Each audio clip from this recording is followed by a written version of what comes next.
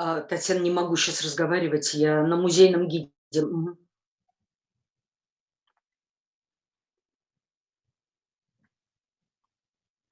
Добрый день, друзья! Здравствуйте! Добро пожаловать на нашу конференцию, добро пожаловать на форум «Музейный гид», который, как вы знаете, проходит на Международном фестивале «Интермузей-2020». Мы все с вами оказались сейчас в условиях онлайн-конференции, и форум тоже, как, в общем, весь мир перешел в онлайн. И говорить мы, впрочем, будем сегодня об онлайне. Я хотел бы отдельно отметить организаторов, благодарить их, благотворительный фонд Владимира Потанина и Международный совет музеев. Express my gratitude to Vladimir Potanian Foundation and to all of our partners. This is the 22nd edition of the Intermuseum Festival. This is the first time that this festival is held online. And for the past 2 or 3 months, depending on the country we are based in, we have been online, we have lived online. And of course, the professional community is now trying to rethink the future of the museums, what is going to happen to us, how will we have to function. Some of the questions are more general about the function of museums. Maybe museum connections have to be reorganized, or the relationship with the public has to be rethought. Some practical issues are also discussed widely. For example, how can we build new paths in our museums to support social distancing so that people don't approach each other closer than 2 meters? And do we need to do that, or don't we? Hopefully, we'll cover these and more questions throughout our discussion, and I'm happy to introduce our panelists. Oksana Oracheva, General Director, Vladimir Potanian Foundation. Hello. Zelfira Tregulova, General Director, State Tretyakov Gallery. Hello. Marie-Clarté O'Neill, President, CECA-ICOM, International Committee for Education and Cultural Action France, Julia Pagel, Secretary General Network of European Museum Organizations, Germany, and Henry McGhie, founder of Curating Tomorrow, member of the ICOM Sustainability Working Group and the IUCN Commission on Education and Communication, UK. Please welcome all our panelists. Today, throughout the discussion, we will try to see beyond the horizon of today. We all understand that sooner or later, the pandemic will cease, and on some territories, it's already happening. We don't really know when all the restrictions will be relieved. In Russia, most probably in July or maybe later. First of all, I wanted to remind our audience that you're welcome to ask any questions you have. If you feel like that, you can use the chat of our broadcast, and we will do our best to answer the best questions in our broadcast. If we don't manage to answer all the questions because of the time limit, then the Vladimir Potanian Foundation social media will publish answers to the most burning and the most interesting questions. So you're most welcome to submit your questions. So I think this is it as far as the technical questions are concerned. So I think we will start with the first question. Why do you think it's so important to speak about sustainability today, even in the hot time of the crisis? Because, of course, the global topic of this conference is sustainability.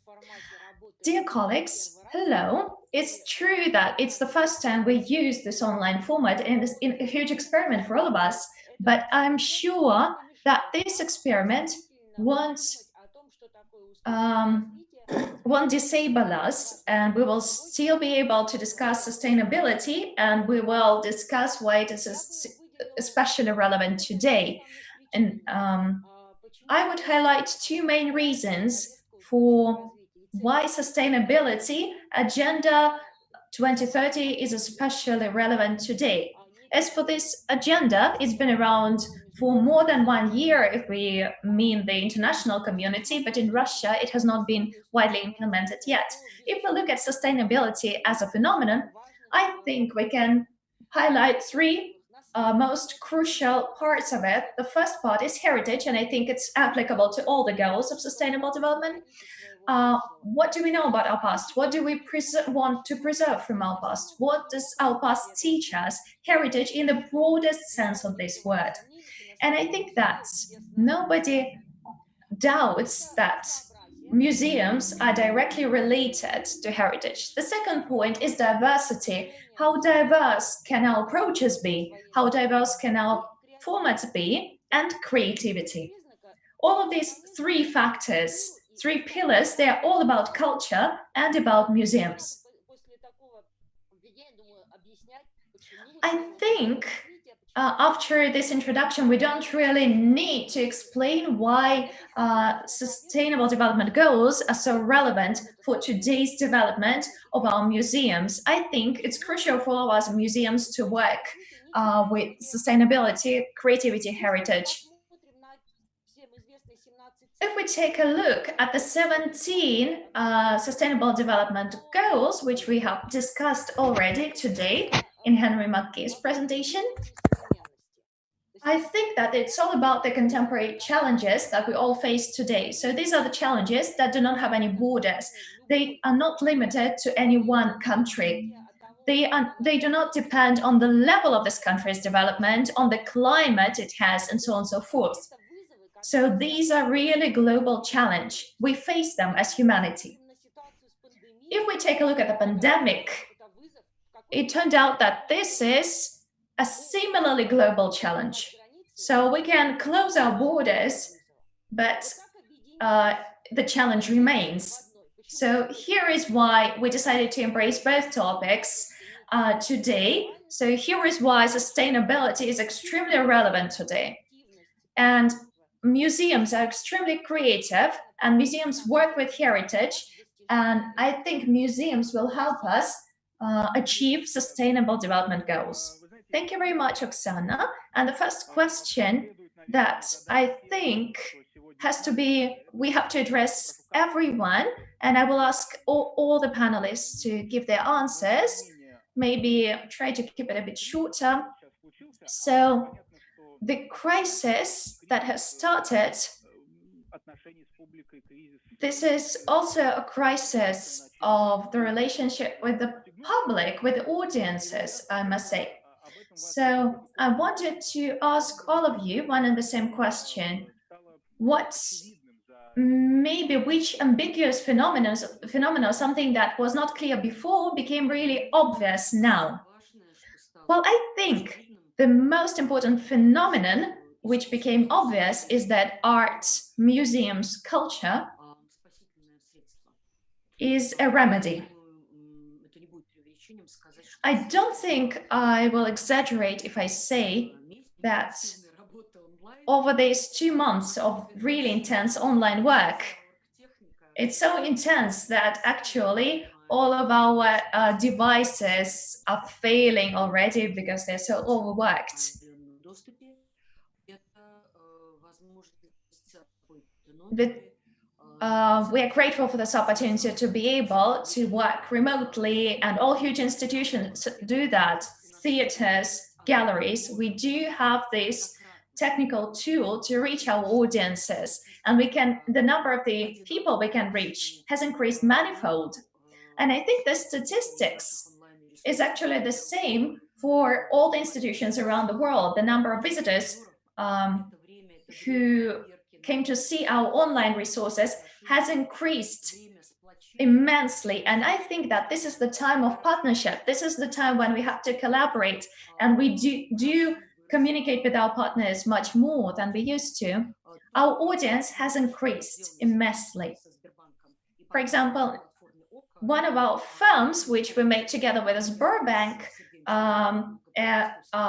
a guided tour around the Tretyakov gallery with Shmunur, a famous Russian singer, has been watched 750,000 times from different devices, and 750,000 people actually understood that art is not something boring, but is something cool that even popular singers speak about. So art matters. This is what we are trying to say through our online initiatives. So we can be direct about it.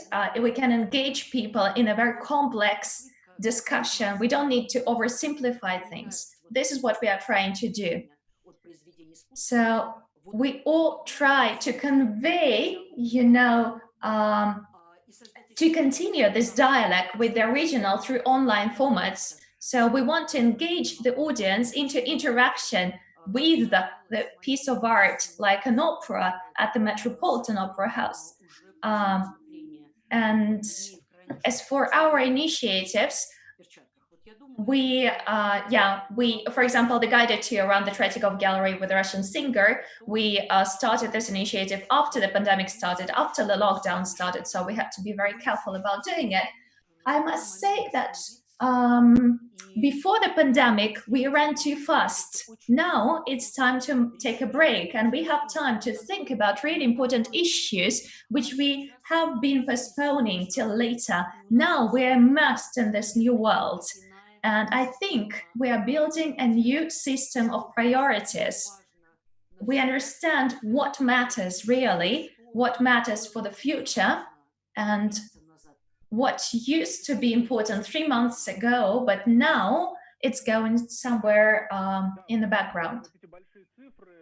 Yes, thank you. Really huge numbers of audience members who watch our broadcasts, and I'm part of a theater team, and we were one of the first theaters to broadcast a premiere of a theater performance. We had 50,000 audience members who watched it online. So for a theater, we would have had to show this performance 50 times for as many people to see it. But on the other hand, aren't we too flattered, by these numbers? Ms. O'Neill, what became evident to you in the pandemic? I think that in the pandemic, there are two dimensions. The first dimension is the technical one. What sort of technicality are we going to use to share our museums with our audience? The first thing I'd like to stress is the fact that because the visitors couldn't come, they certainly became so very important to museums. Because at least in my country, and I think in other countries too, in the last years, we've talked a lot about audiences and probably talked more than what we did. The museums in general are very focused on their collections, and it's normal. And they're very focused about exhibitions, and it's also normal. And they talk a lot about audiences, but I'm not sure they serve them as much as they talk of it. So probably it's like, a lollipop. If you snatch a lollipop out of the hand of a child, he's going to cry for the lollipop. In a way, I think that the audience in our museums, it's a little bit like that, because the audience, was away, then suddenly it became very important. And I think it's important for the museum to have realized it. And then there's the second thing I'd say that seems to be completely on the other hand is the fact that in modern museums, exhibitions have been so very, very important, and they have in a way sucked all the energy of the people that work in the museums, the temporary exhibitions. And the fact that our museum closed gave a lot of importance to the permanent collections, and will probably have more time to discuss about what certain museums did around their permanent collection, things they would never have taken time to do before. So for me, it's the two important things, you know, the stress on permanent collections and also the importance of audiences. Спасибо большое. Юлия, скажите... Thank you very much. Julia, please, could you say to us what became obvious for you during this pandemic? Sure. First of all, thank you for the invitation. And I would love to sit on the stage in Moscow now. But it's also nice to see all of you digitally here. I think this is in chorus with my predecessors. And I actually like the question because I think that this crisis doesn't bring up any new issues. It just brings up issues that have always been there, but with a new urgency to it. So I think I have three things that I would like to mention in this context. First is a very broad one, and this is about the importance of culture in general, which came to light through the crisis. Secondly, the resilience of the museum sector and the staff. And thirdly, the importance of the digital museums office. You have already said this. I would like to start saying something about the importance of culture that to me seemed very obvious during the past weeks and months. And I read a quote that was floating around the internet. You've probably seen it. And it said, if you think artists are useless, try to spend your quarantine without musics, books, poems, movies, and paintings. So what it says is that during the crisis, culture has gained importance and it brings us together in uncertain times. This is what we can identify ourselves with. And I think we have witnessed an unprecedented creative digital use and engagement with and through culture in the world. And as an advocacy network for museums, which NEMO is, I find this particularly important because culture is and still is mostly seen as a nice add-on that you can enjoy after you've saved the world, but it's actually a means to saving the world. And I think this became very clear in the past months. And as a second part, I would like to say something about the resilience of the museum sector in those past months. I think on a less maybe cheerful note, this crisis has had a devastating economic and social effect on the museums as organizations and the staff. This goes both for employed and freelance. ICOM and UNESCO have just predicted in their report that 13% of the museums are in danger to not reopen again after the crisis. Our report from NEMO, which focuses slightly more on only the European museums, has a more positive prediction towards that. In addition, the majority of museums had to stop their projects and community initiative, anything that is connected to the community, volunteer programs. And while most of the museums haven't had to lay off staff, most of the freelance workers are in danger to lose their contracts. So, on the other hand, museums as a subsector of culture is doing relatively fine compared to other sectors, say music venues. We're organized quite well, and this translated into emergency and opening up plans that came into place in the shortest times. And I think these developments show us that there is a big importance in a solid and stable support from public and private sources for museums.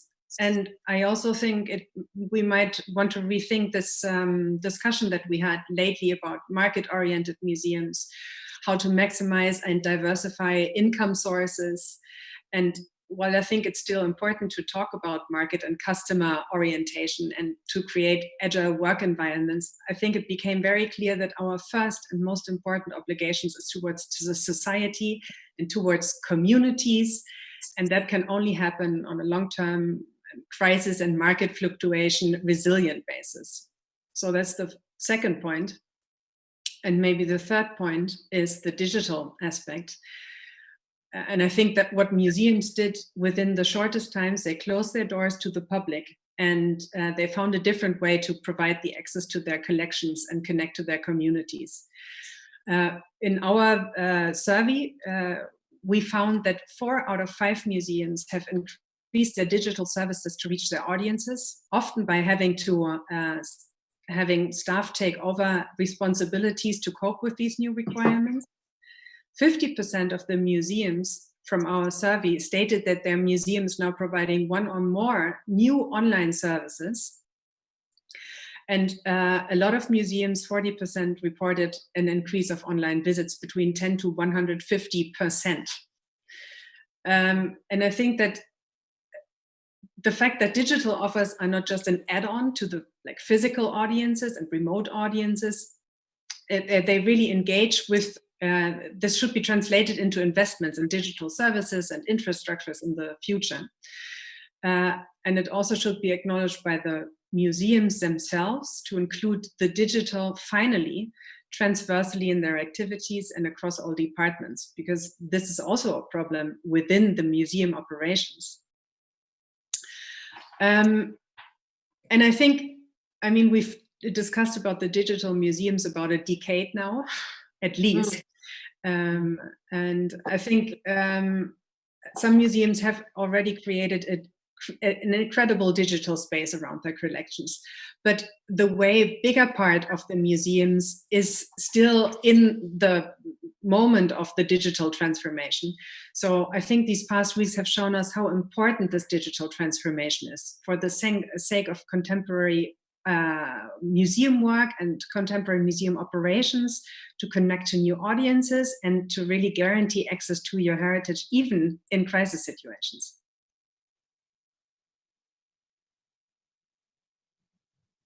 Спасибо большое. Это очень важно. Thank you very much. It is a very important thing.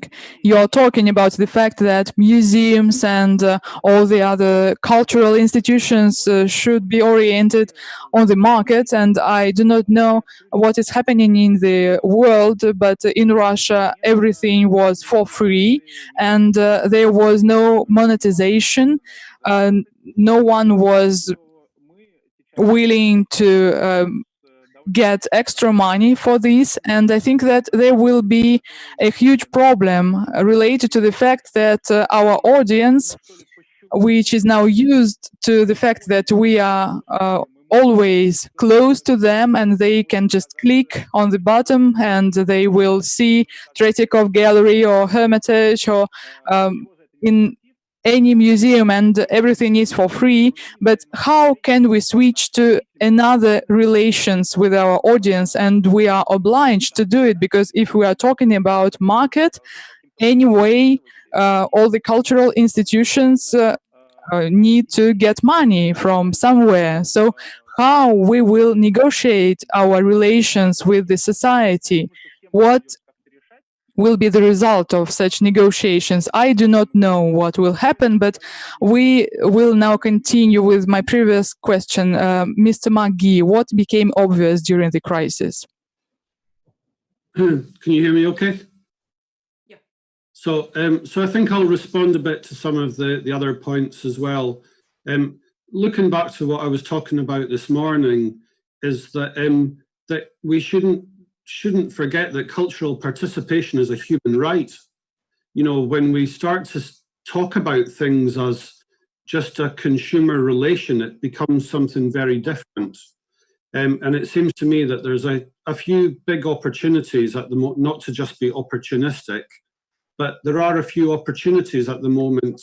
One, to remind people of their human rights, that cultural participation, education, access, the right to information, these are all, everyone is entitled to these things. That shouldn't be dependent on how much money they have in their pockets.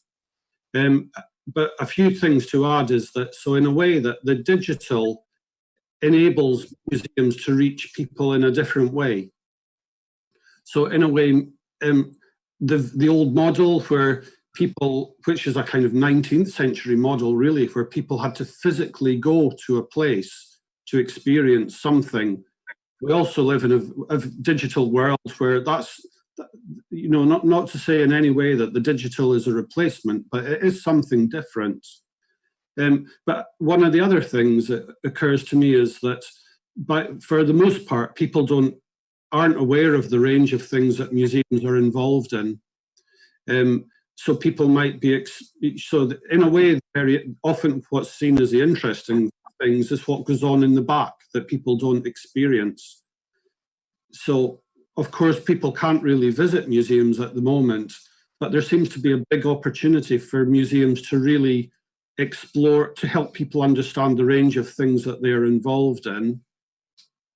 And there were a few other things I wanted to say, really, is that museums shouldn't just be in the business of competing for people's attention, or just treating people as consumers, but looking at, well, what is it that people can produce, or what benefit do museums add to the world? I think there's a lot to be explored there. While museums, a lot of them have done, putting works online and so on, digital projects, and I see some museums who are collecting material related to the COVID-19 situation, but there are less museums who are using their platform to help people work through this crisis. So, like, I'll give you an example. I think it's the National Museum of Australia has a Facebook page where it's just an opportunity for people to talk about their experience of COVID-19 and the huge range of things that people have been doing. And just to go back to the point before about sustainability, museums have often been unclear about, well, what is enough? How big do they have to be? Visitors can they cope with? Are they also just in an unsustainable growth model where they try and attract more people, then they need a bigger building, then they get money in, then in a way they just create risk for themselves, that in a way it ends up making, so museums as long-term institutions aren't just about heritage in the sort of backward-looking aspects. If heritage is what we pass on to the future, what kind of museums are we passing on to the future? They shouldn't be institutions that have a lot of risk attached to them, that have very low resilience for economic shocks and so on.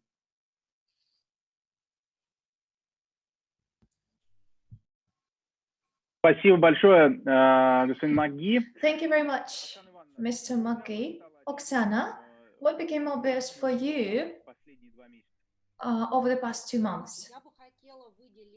Well, I'd love to speak about 3 things which have partially been spoken about already, but I will offer a different perspective, I believe. The first thing is internal. We are used to the museums. There is a stereotype that is still prevalent. Museums are associated with something really conservative, exactly because one of its main functions is preserving the heritage. But over the past 2 months, we have proved that despite all the stereotypes, museums can adjust and can adapt really quickly, can work with new, unique solutions. Yes, not all museums manage to cope with this new situation, but most of the museums have offered something completely new despite all the stereotypes. So we can see now that museums are much more creative than we are used to thinking. 2 other points that I wanted to speak about, they are rather external. I think that over the past 2 months, we've seen how valuable all functions that museums perform are. Once again, before the pandemic, we used to associate museums with conservation, preservation, but now we can clearly see that education or community development is no less important, no less valuable. So I believe that museums need to balance these functions in their, so to speak, normal life too. So these functions do not need to compete. It's not that one function is the main one and the other are just supporting, are just providing the flow of visitors or something like this, are just attracting the visitors. No, I think that all of these functions are equivalent. They should be treated as equally important. And the third point I wanted to make is about the community. I think that museums over these 2 months have had a unique opportunity to see their community for what it is. So, if we take note, there's millions of users visiting our pages, not all the people who just consume some content, but if we look at our target audience, our core audience that is ready to support us because they're interested in our particular museum, this is the audience that came to us despite all the limitations. It's clear that this audience can become our support after the pandemic.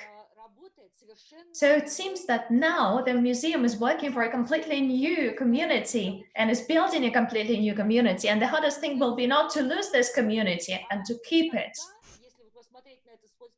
Then, if we look at it through the lens of community, it doesn't really matter that we are providing content for free. We are helping the community. And then after the pandemic, the community will help us. It's not monetization in the classical understanding of the word. It's about mutual support, partnership, being part of a big group.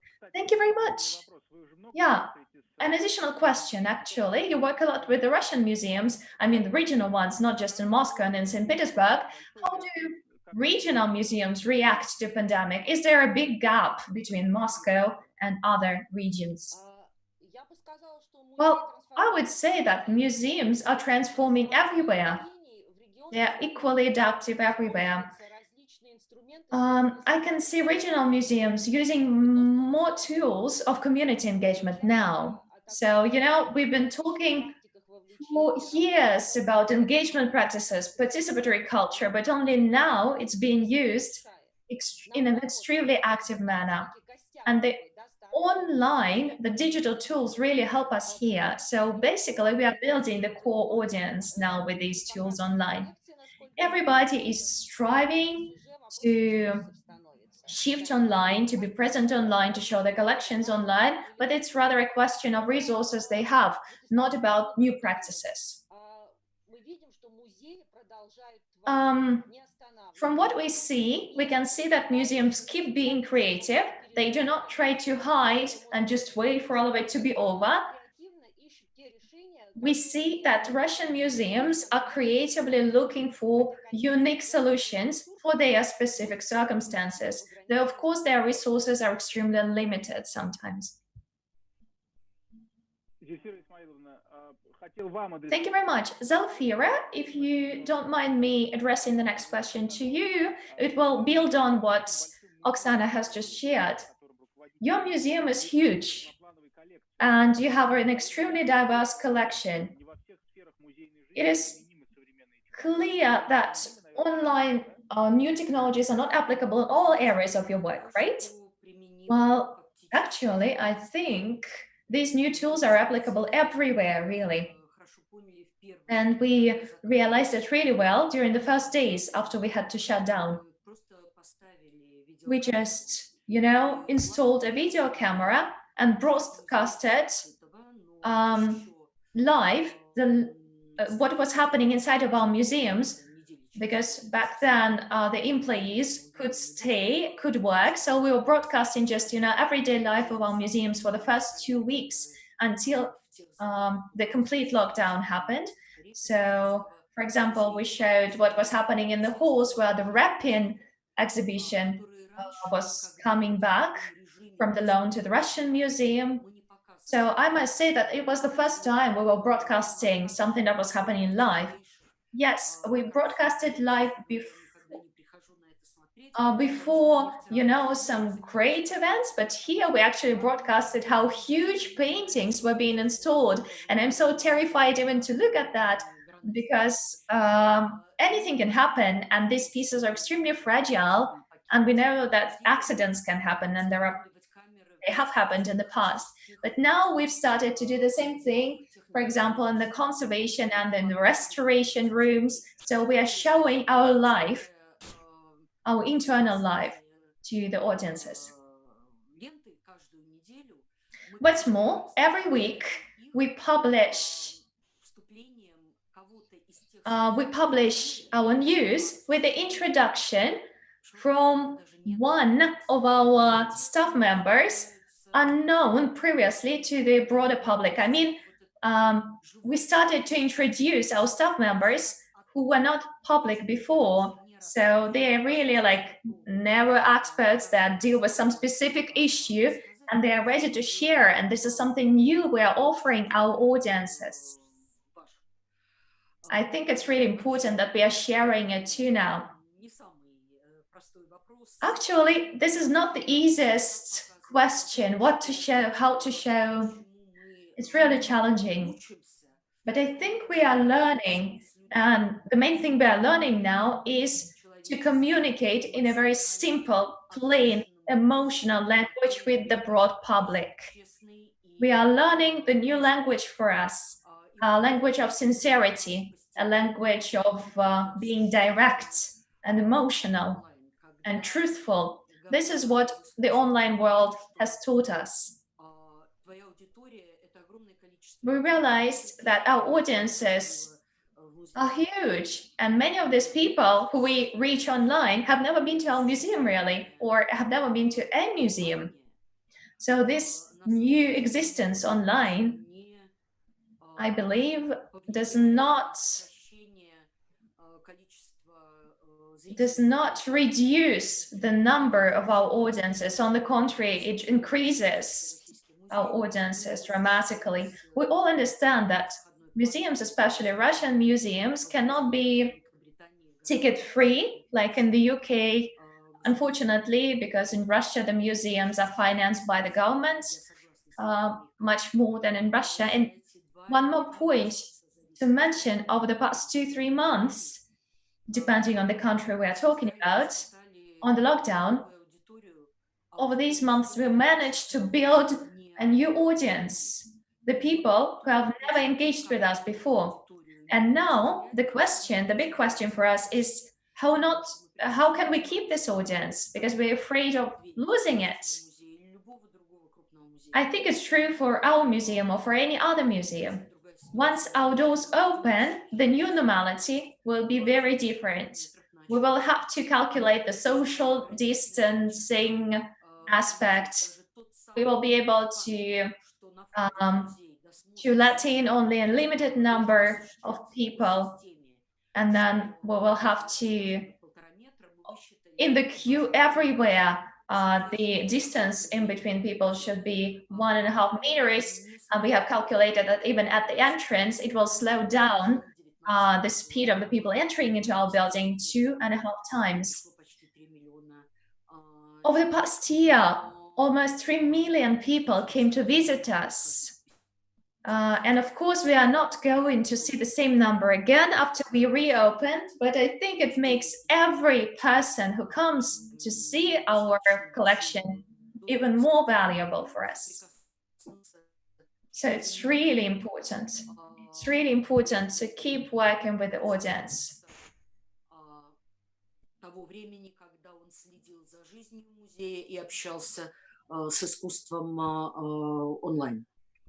So I think this online time is crucial for us. Thank you very much, Zelfira Ismailovna. I wanted to ask you a different thing about this online coming out. Does it devalue in any way your collection? But I got it from your answer that it's the opposite. It makes it even more valuable. Thank you very much. Ms. O'Neill, we have already spoken about Russian museums. In Russia, we have huge museums in Moscow, St. Petersburg, the Pushkin Museum, the Hermitage Museum, or if we take other regional museums, Norilsk Museum, Per Museum. Actually, the Russian museums managed to adapt really fast to the new reality. What is it like for the European museums? Did European museums manage to switch really fast? In fact, I'll speak about the reality I know better, which is the French reality, at least the Western world, Europe reality. As I was saying, there was an awareness suddenly about what was important for the museum. And people, what they say, and it's very interesting, what they say is we started doing things that we didn't do before, like finishing things we never have time to finish, like cleaning up everything that needed to be cleaned up, and with the idea that that would be made for make it more fruitful for the general audience. There is something I'd like to say to bounce on what has been said before. I think that the virtual tools are tools. And what is important is what you give through these tools. For quite a long time, my impression was in Italian museums, in Spanish museums, in French museums, that virtuality was used as a kind of gadget in a way, or in a type of reproducing things that are being done inside the museum, like general tours, guided tours, things that were just put on mechanic systems. Probably, my impression is that the pandemic has suddenly made very obvious the fact that we have to change the content that we put inside the numeric tools. And I'd like to stress on something that for me is very important. We should not, turn completely to the numeric world, because one of the great assets of our museums is the fact that we show real things, real objects. And so I think the difficulty on this time is to kind of find a balance between, virtuality and reality. And so that the virtuality helps people to, join harder to reality. And I think it's what is very important. I'm not so optimistic as everyone saying, everything is going to change after the pandemic. I think that old habits are going to come very, very quickly. And one thing that we have to do is try to join these two times. The time of virtuality, where people would go and click and visit things, and the time to reality, where you have to enter a place and do things, and and how is virtuality going to help you get more present to reality? I think this is really what is the important thing, and the crucial thing about the fact of museums being free or not free. I think everywhere it's a political question. And I think that everywhere things should be free for certain people, and things can not be free for other people. Because, museums cannot just survive with no money at all. I mean, even in a place like France, where, the state is very generous about culture, I mean, it is changing little by little, because the needs of museums are getting more and more important, and the numeric tools are quite expensive to develop. Apart from just organizing a Zoom conference, I mean, everything that you do for a museum virtually is something that very often, needs money. So I think it's a whole kind of political issue which kind of mingles coming to the real place, visiting the gallery, confronting the objects, and virtuality and all the tools that you can imagine to enhance the best experience, which is in a way, I mean, being in front of the real thing. I think that, virtuality can help, you know, having a better experience, but it cannot replace it.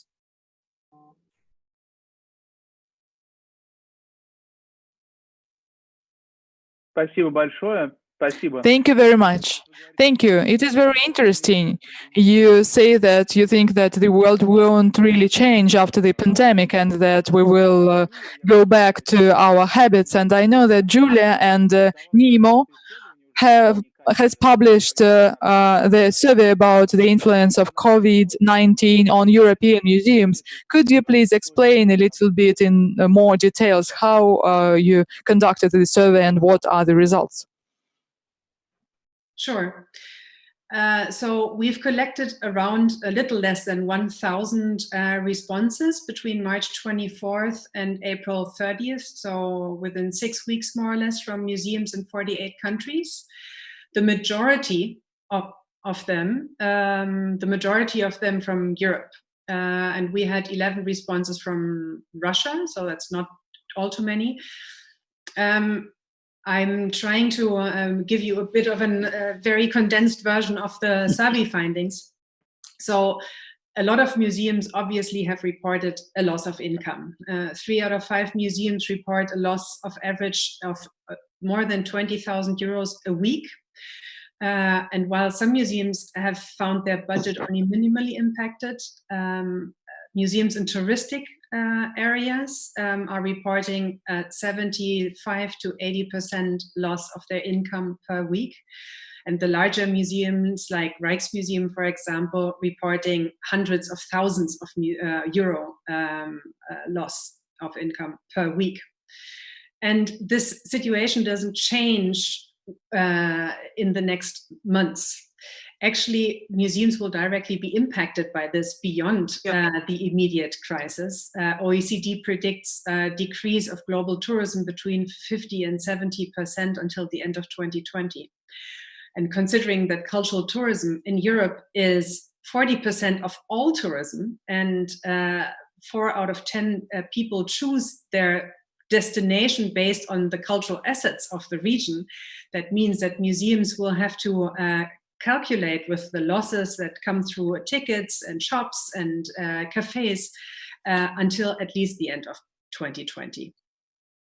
But on the other hand, and this is maybe the bright side, and we talked about this already, I think the reaction that museums had quite rapidly after they had to close to the public was very good. They have shifted their focus to addressing the new needs in the community. They have given masks and gloves to hospitals. They've collected objects from the community to preserve and learn from this moment. And they have, as we said, also increased their digital services. And while we're in these digital services, the survey showed that museums online are important extensions and complements of physical museums, and that more engagement in digital activities also results in more digital visitors. And I think what Marie said before is really important, because we were also looking with the survey on the visitor side. So what were visitors mostly interested in museum services? And it was, next to social media, educational content and content created around the collection, which includes film and videos. So added value that comes on top of the object. It's not just the replication of what's there physically to the digital realm. This is not working. I don't know if you've seen, there was a post recently on Museum Geek that virtual museum tours peaked when all the museums closed down on, I think, 17th of March. And everybody was looking at virtual museum tours for 2 days. And then it gradually went down, because doing what you're doing in the physical way is not the same that you should do in a digital way. We need to create new formats for that. And this also, as Marie was saying, requires new resources, both financial resources, but also in the museum. This requires that the staff is trained for that. That requires knowledge. So it's also about an organizational change within the museums. And maybe another finding from the survey was, because we were putting a focus on the digital bit, that a lot of museums are actually missing a sound metric, benchmarks, a framework to assess what they're doing digitally. So some of them do not even track their online visitors, nor do they measure what's successful and what's not successful. But if we don't know, how can we learn if we are doing well or if we don't, and how can we make it better if we don't have an idea about what we're doing? So I think this is one of the learnings also for us as a network, that if we don't have a comprehensive network that goes beyond just one museum, so we can compare, is one of the most important bits that we need to consider.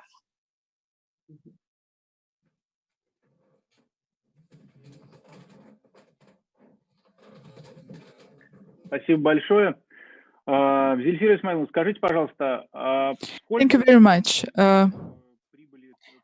What percentage of profit loss experienced your museum during these days, Zelfira? Well, I think that maybe 90% plus, because the only thing which is functioning now is our online shop. From the very beginning, we identified our losses, some 30,000 euros per day. I'm saying this figure in euros for our colleagues to understand it better. So we can multiply it by 30. It means that we are losing 900,000 euros per month. So our general losses for 3 months will be some 2.7 million euros. These are our lost benefits. So this is the result, and this is the money which played a huge role for us, because we could invest it in the development of our museums, in the development of new programs. And I'm not complaining here because, well, you know, it's not me complaining. But if a museum can reach some extra money, and 64% of our budget is what we gain, and another 22% we got from our partners and from our sponsors. But now we will need to invest more in our museum to reopen it. And we understand that the economy of museums and of a museum will change. I think that those who say that we need to increase the governmental support of museums are right. And I will quote my friend, Mr. He said that they need to increase the support to cultural institutions, and it is not just their support, it is a compensation. And it is a very important social role of the state. But we will need to learn how to live in a different world, in a different way, and we cannot say no to all of our ambitious plans that we have, because a museum should always set ambitious goals, and these goals should be very clear. And only if you have such ambitious goals, you will do something important to all the people.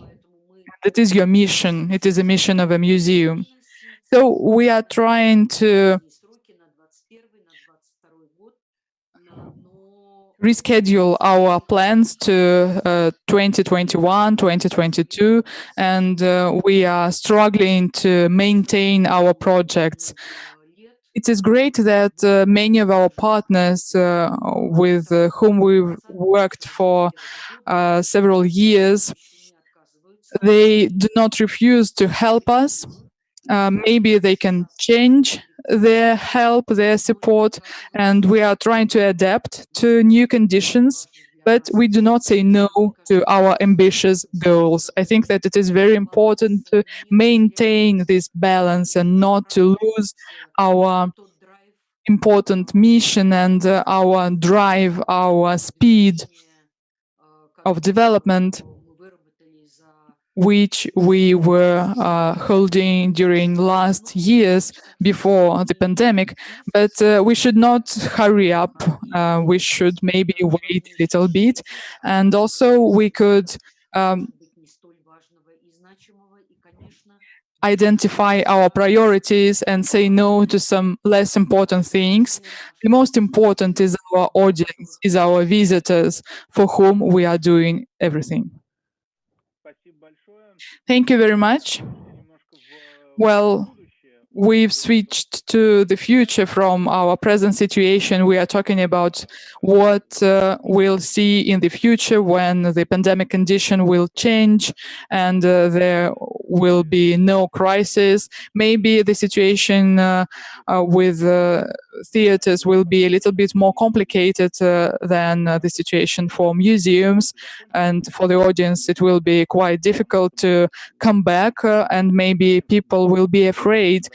In Alexandrinsky theater, we are discussing the fact how we can distribute the seats among the audience and will it be comfortable for our audience. Oksana, I wanted to ask you, big tenders for grants, what are the new needs of museums? What do you see in your work? It's true that we have launched a program of supporting NGOs. At the end of March, our founder, Vladimir Potanin, made a donation of 1 billion ruble, which enabled us to run these competitions. And one of them is our common action. So this is about the online formats, about being able to adapt your work, about supporting some areas of our activity which are hard to organize otherwise. This competition will run for a few months, and we are pretty sure that the museum organizations we support will benefit from this support. And I don't mean only financial support here, it's also about being able, just to focus and to decide on the next steps to do, because all of this will help us deal with the uncertainty we find ourselves in now. I think that cultural institutions and NGOs, social institutions, are in a similar situation now. And maybe we can learn from each other. We can learn from each other to deal with the situation, I believe. And the competitions, the tenders that we are running, also the tenders aimed at the vulnerable groups that suffered from the pandemic, especially strongly in Russia, showed that museum organizations actually can help us as partners because they help these vulnerable groups in their, so to speak, normal life, not only on quarantine. And on quarantine, they just keep this work, keep up with it. They work with disabled people, with the elderly, and so on and so forth. As for the present moment, once in a while, we make polls among our partners, and most of the museums we work with want to keep their projects. So as Zelfira Tregulova has just said, They don't just cancel the projects, they adapt them to online or they reschedule them. But we are happy to see that museums are not desperate and they're ready to act. This is what matters.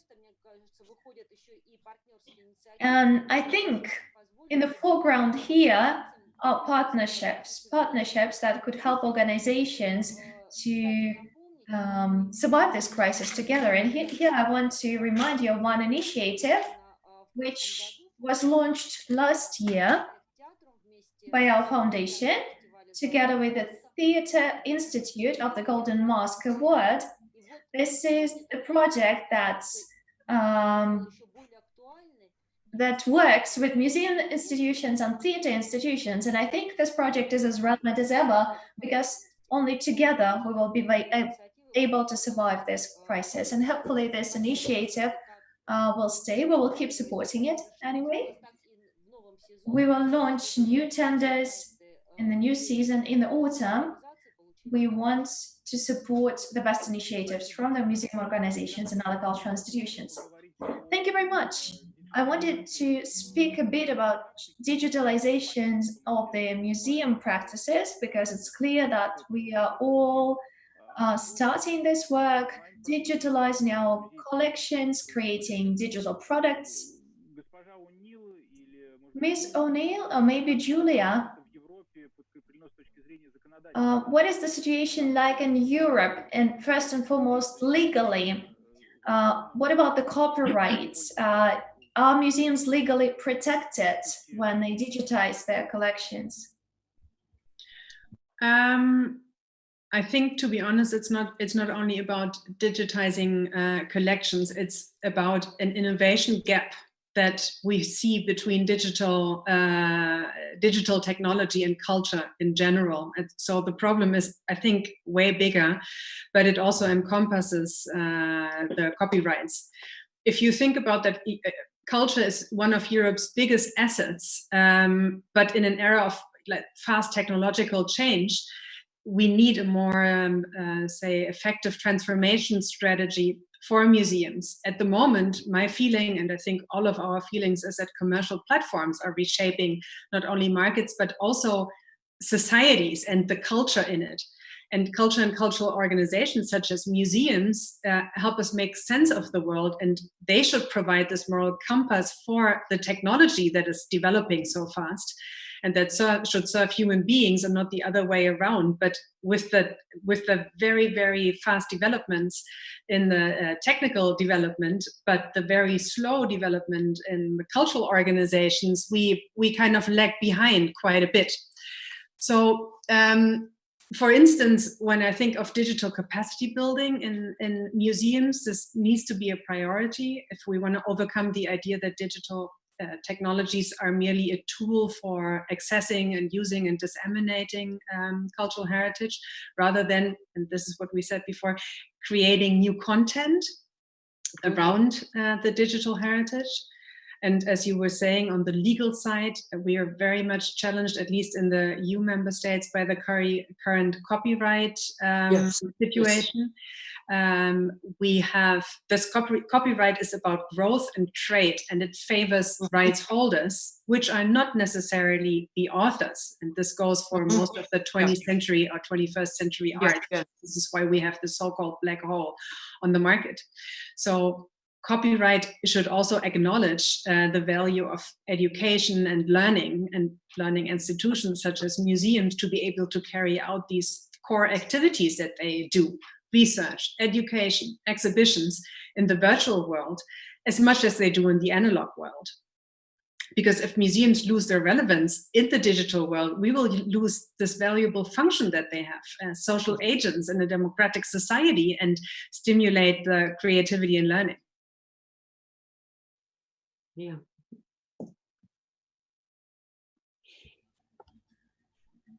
Спасибо, Юлия. Госпожа O'Neill. Thank you very much, Julia. Ms. O'Neill, do you have anything to add here?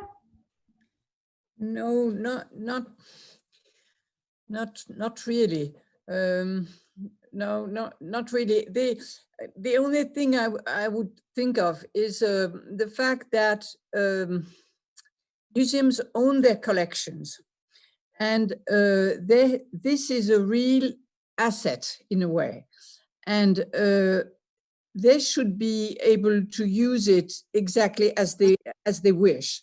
Either free for, you know, social programs and education programs and everything, or to have them being, you know, paid for all the people that use museum images to make money. But I know that in a numeric world, it's a kind of dream.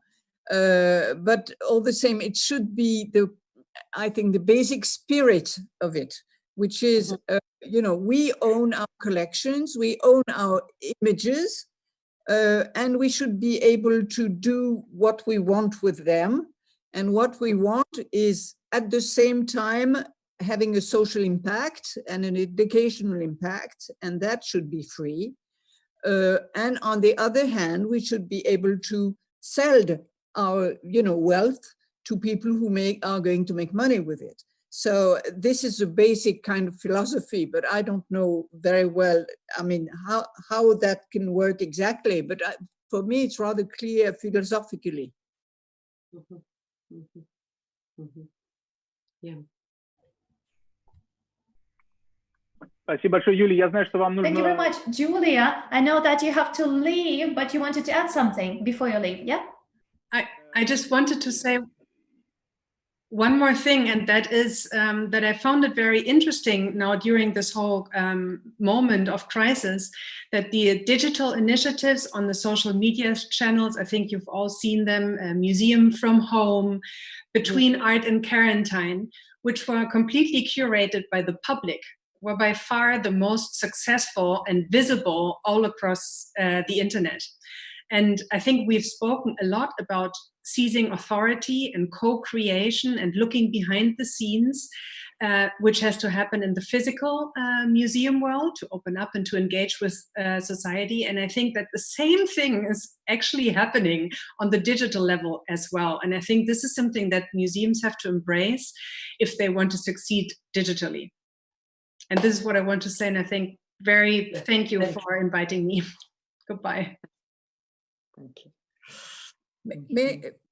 May I add something on?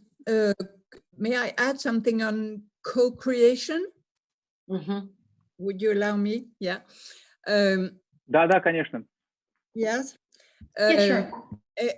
I think we had unhappily the theme of our annual conference, ICOM CECA conference of this year in October, was supposed to be co-creation. And thinking about the theme, I wanted the conference to treat two ways of co-creation.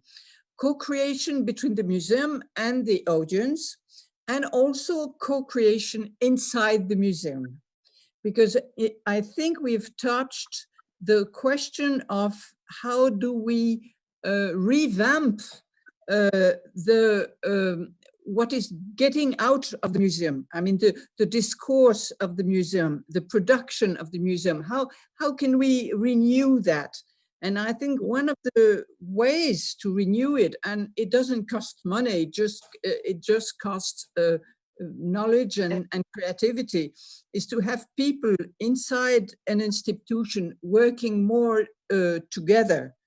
The people are in charge of the collections, the researchers and everything, the people in education, in communication, the people of new medias. I mean, having them working together. And then, of course, the other question being working more with the community, having the community bringing things inside the museum. So I think, well, for me, if that could be the post-COVID dimension in museum, it would be just great, you know, a kind of opening of people together inside the museum and opening the museum towards the outside.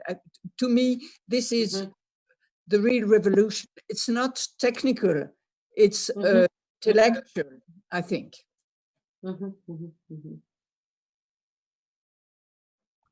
Спасибо большое. Юлия, Thank you Юлия, very much. Julia, thank you very much. Thank you very much for taking part in our discussion. I know that you have to leave. So, yeah, thank you very much. Thank you very much for attending. Okay, goodbye.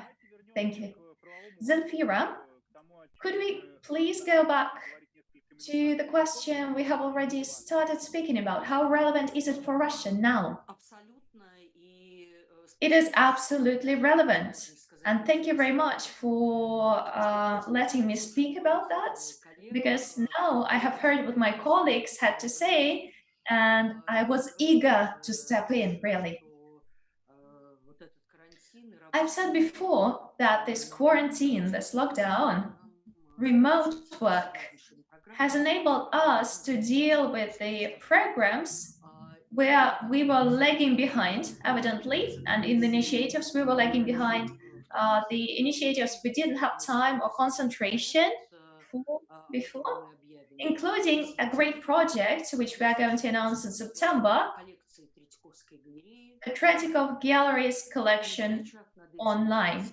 So this is a huge program of digitizing our collection, and we have launched a program of writing texts and articles on every piece, every object we are going to digitize.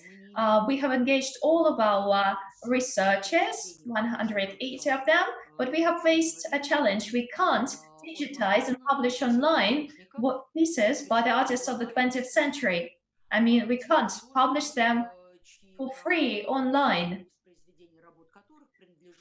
due to the copyrights. And the copyright belongs to different agencies, not only to the families of the artists, and have been a few legal cases already against the museums who published these images even for free, and even in the brochures that they gave out for free to the audiences without any commercial activity. I think that now it is one of the most important questions, and I agree with my colleagues, and I'm glad that the previous panelist, Ms. O'Neill, has talked about the separation in our understanding about the separation of these rights. If we use this image for some socially oriented programs, non-profit programs, and so we don't have any profits, we just invest in such programs, we invest our resources, and we have huge resources and we want to make it available online in a digital format. But we face the following challenge. We need to talk to agencies, to artists, and to sign an agreement. And in the condition of a pandemic, it is quite difficult. So we chose a very simple way. Firstly, we will publish online several thousands of shadows that we have, and we have the right for these pieces of art because they were made years and years ago. And I think that now when museums and other socially oriented or educationally oriented institutions do not have the same financial resources and possibilities that we have earlier when we were signing agreements and when we were gaining these rights. We can use in our social non-profit programs the pieces of arts we have, and if we have the rights for them, and we will pay only when it is a part of a special product which we will sell. So it is a very important question, and maybe it is even a lack of civilization I'm talking about the behavior of such agencies, because they just make this question more difficult. We need cooperation for us to realize our mission.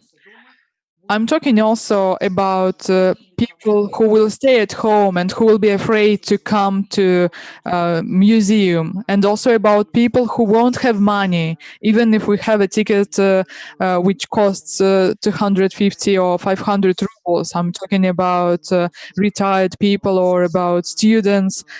And I understand that it can be very difficult to solve such a question. Mr. McGhie, I would like to go back to the question of sustainable development.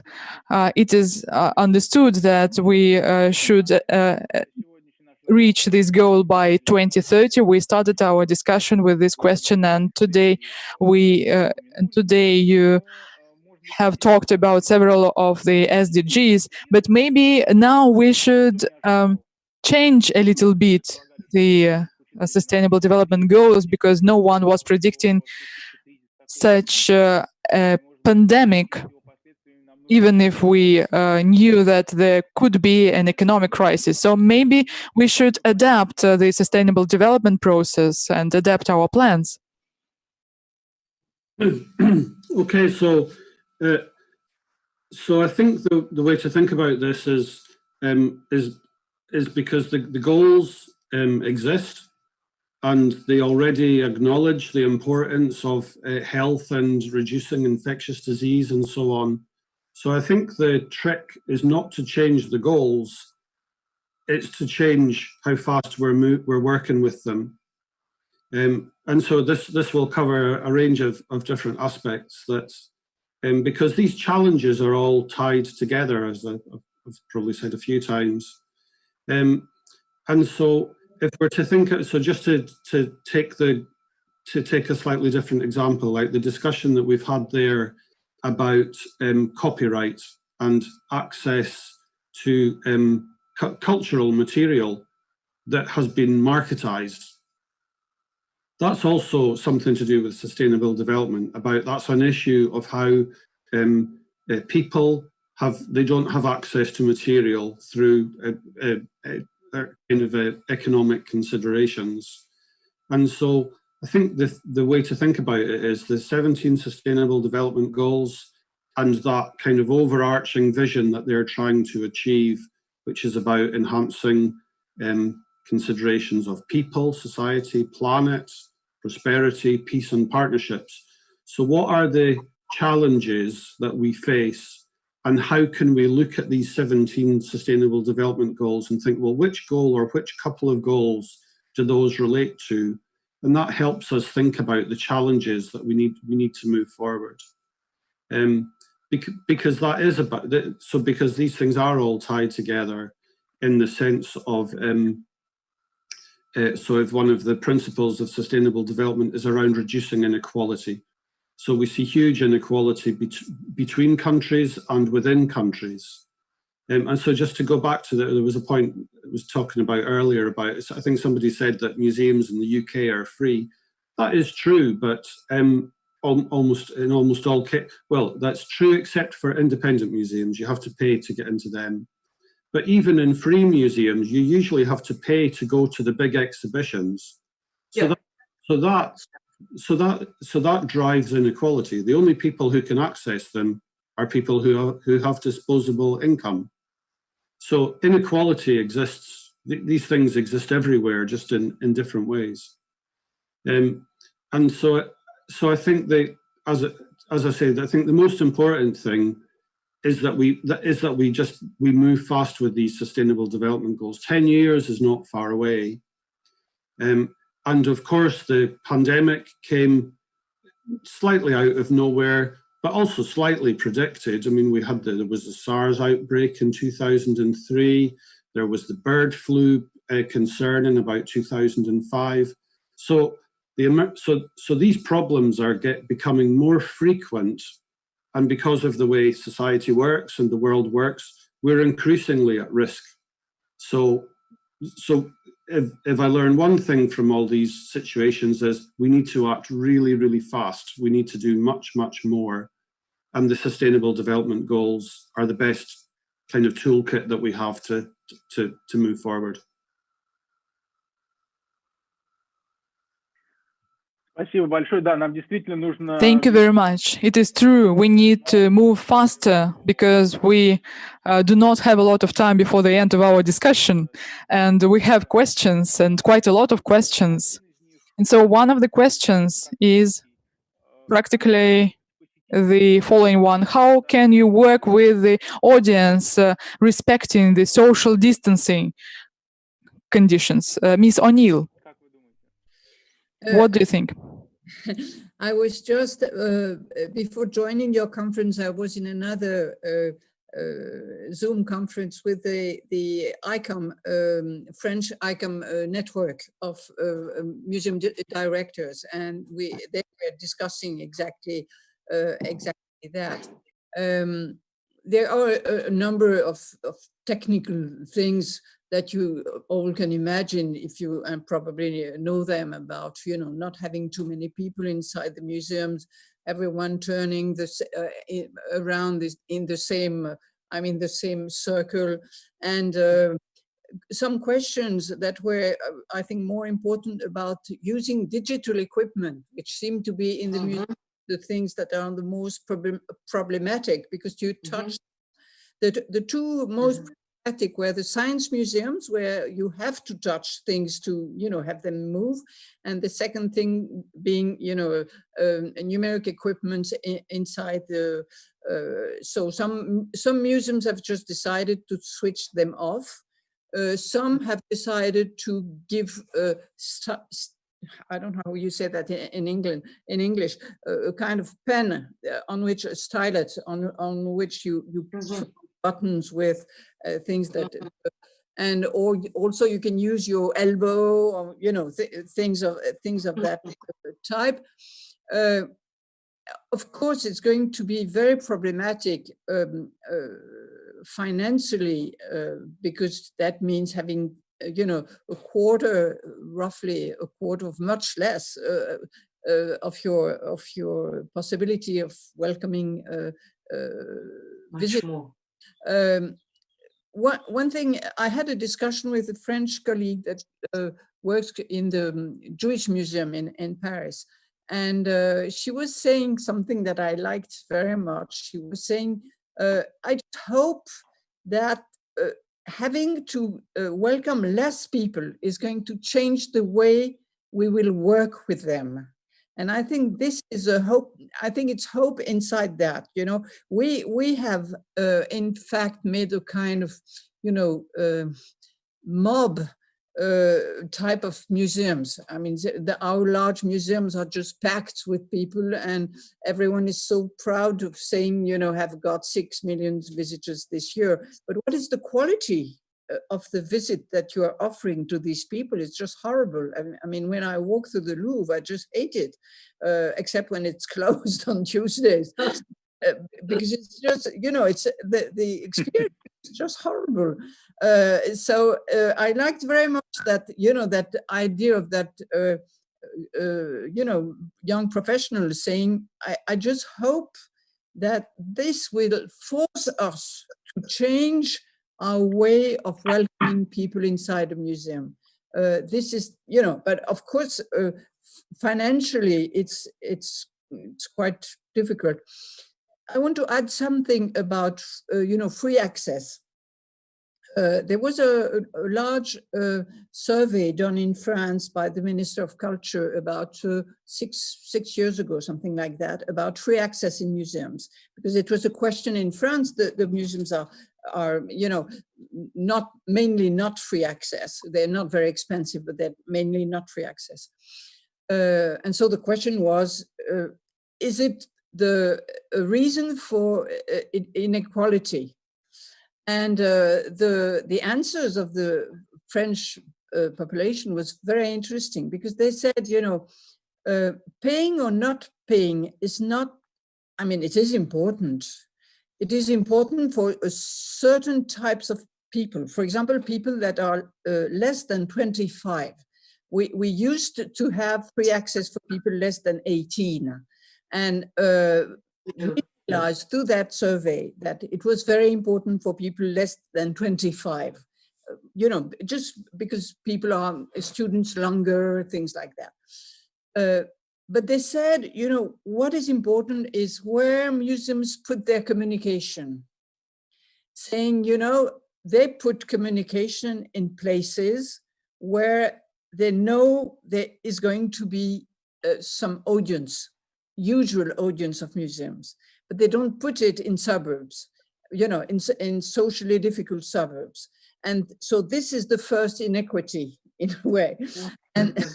And then they said the second inequity is the type of information we find inside museums.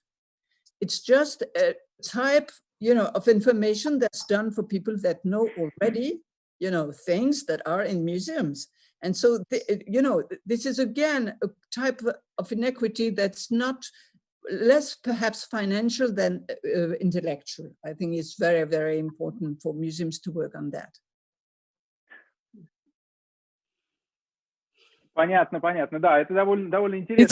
It's clear, and it is very interesting what you are talking about, but unfortunately we do not have a lot of time to finish our discussion.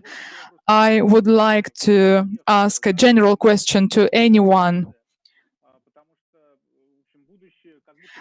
We can dream now because the future is already here. We have talked about the fact that our future it is introducing of digital technologies, digitalization, etc. And if you cannot find your name on Google, you do not exist, etc.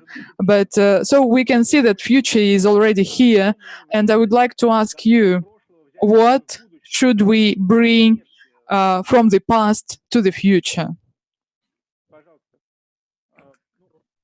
Please. Zelfira.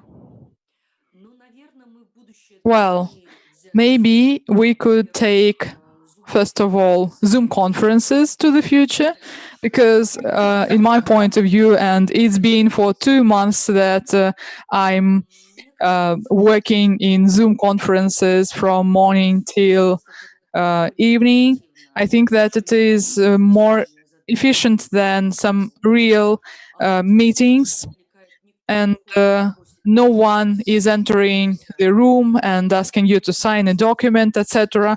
And also people are listening more accurately. The communication is more efficient.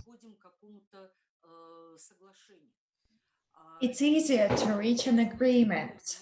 And actually, I think this is worth taking into the future. Taking into account that we have 2 buildings which are quite far away, and for the meetings previously, we had to walk from one building to the other. But I think this kind of remote access is something I will definitely take into future.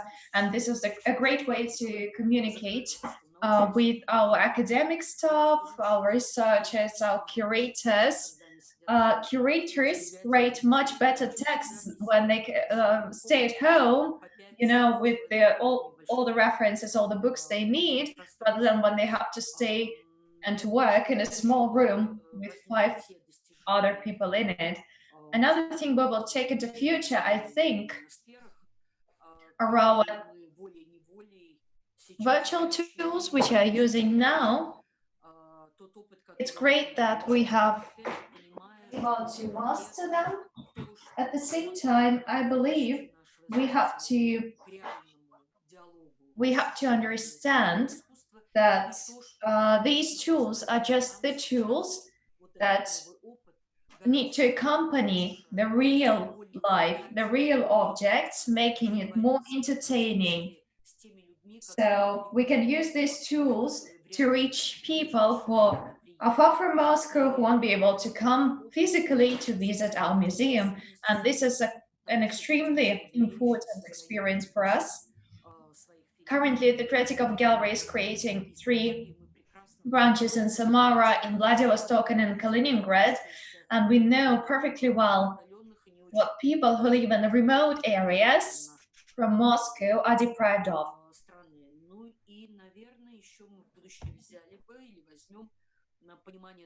Another thing we could take into future is understanding that our well-being is not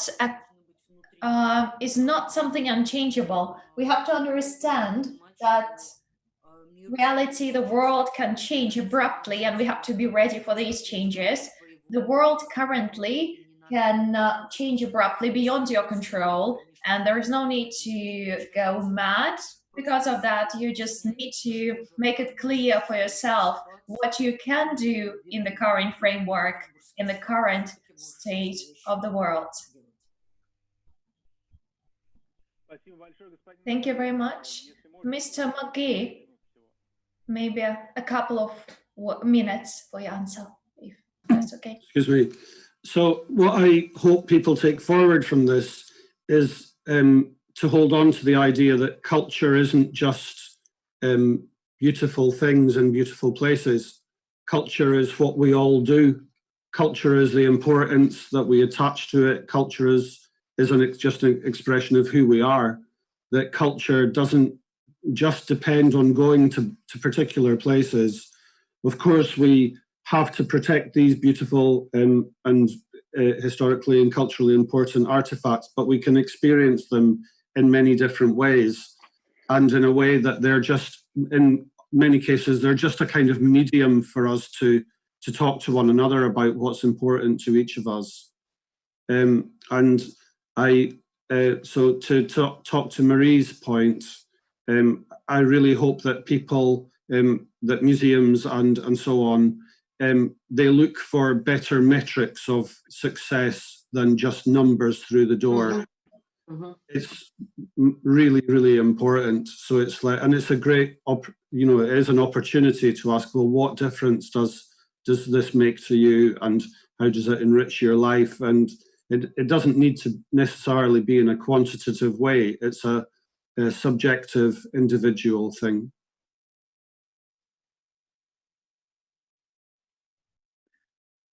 Спасибо большое, госпожа O'Neill. Thank you very much. Ms. O'Neill, your turn. I'd love, in fact, to bring this idea. And what I loved during this crisis is the fact that suddenly progress was not a kind of continuum, where you would go from low to high, and things with the people.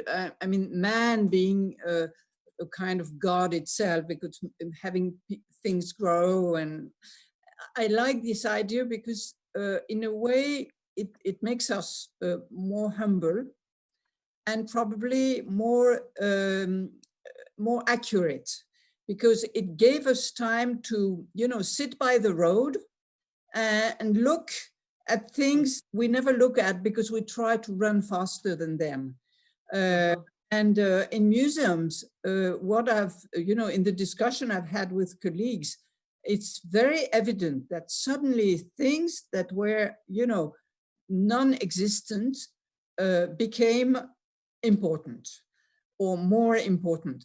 The only thing I hope is that people are not going to forget this experience.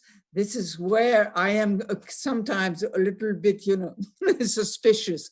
But anyway, it has been a great experience, and I hope it's going to be a lasting experience on its positive way.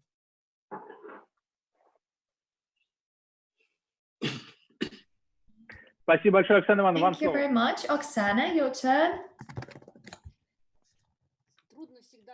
Well, it's extremely hard to speak about the future. First of all, I think there is no need to idolize some things. Like we used to think that it's all about the numbers, like the more people come, the better. Now we understand that it doesn't work. We used to idolize the digital world. We wanted to digitize everything. Now we understand that it's not exactly what we want.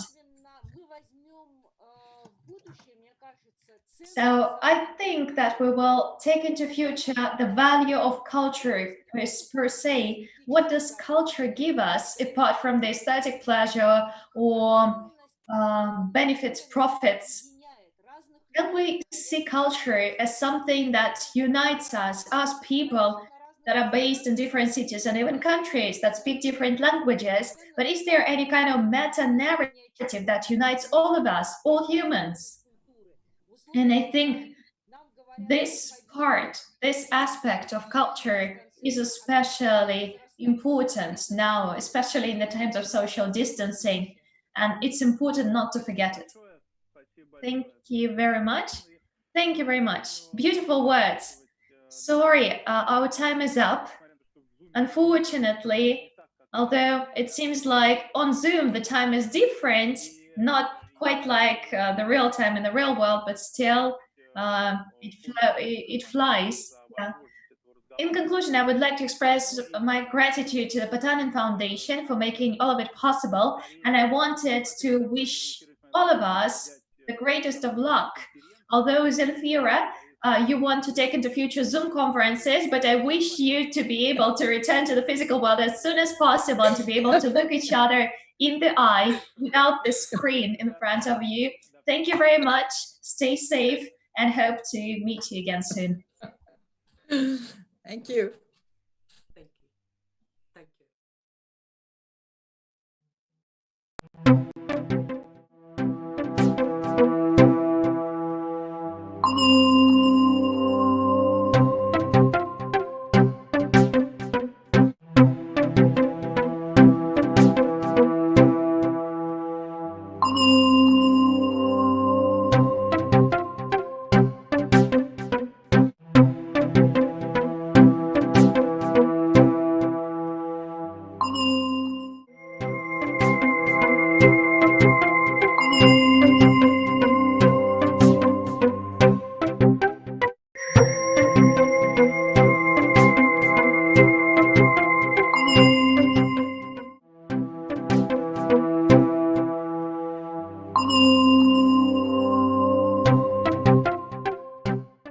Interpretation is going on. Thank you very much.